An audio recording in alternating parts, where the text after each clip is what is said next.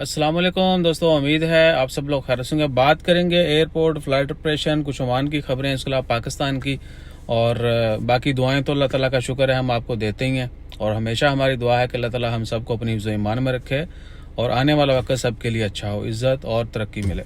तो जी 25 मार्च है, जुम्मे का दिन है।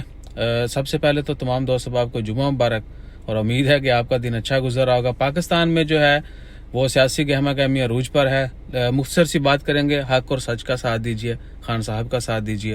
बाकी अगर कोई चाहता है कि हम खुल के बात करें तो कमेंट कीजिए, तो खुल के ही बात कर देंगे। और दुआ कीजिए कि आने वाला वक्त जो है हम सब के लिए अच्छा हो। पाकिस्तान की सियासत के लिए ये हफ्ता जो है, आज का दिन और आने वाला दिन जो है, चंद दिन, वो बहुत ही इम्पोर्टेंट है। और मेरे ख्याल से इसी में हमारे मुस्तकबिल का जो है ना वो अंदिया मिल जाएगा हमें कि हमें हक के साथ खड़े होना या बातिल के साथ। तो हमेशा हक सत का साथ दीजिए। और बाकी एयरपोर्ट फ्लाइट ऑपरेशन की खबर ये है कि इंडिया के 8 शहरों के लिए, जिसमें दिल्ली, मुंबई, कोची, हैदराबाद, बेंगलुरु और कुछ 2-3 और सिटी हैं, वहाँ के लिए ओमान एयर ने full fledge normal flight operation start करने का ऐलान कर दिया है।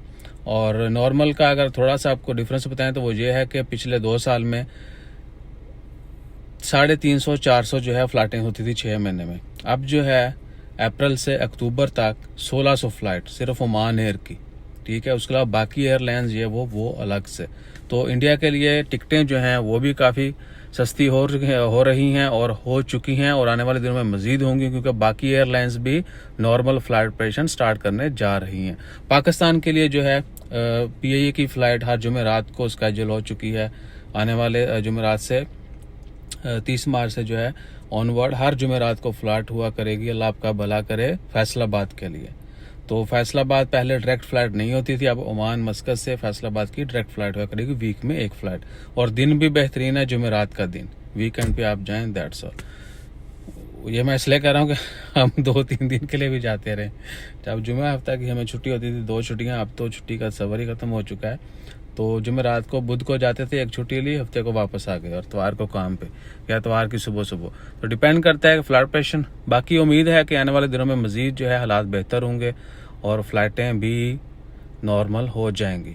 और ओमान में मसाजिद के हवाले से अभी डिसीजन आना बाकी हैं।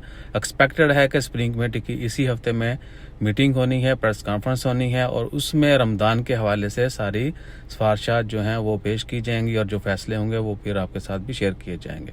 बस दुआ कीजिए कि अच्छे फैसले आएँ और अल्लाह ताला हम सबको अपनी हिफ्ज़ ईमान में रखे। ये टेढ़ा करके मोबाइल इसलिए पकड़ा हुआ है कि थोड़ा रिलैक्स है हाथ, वरना वो खदा बड़ा हो।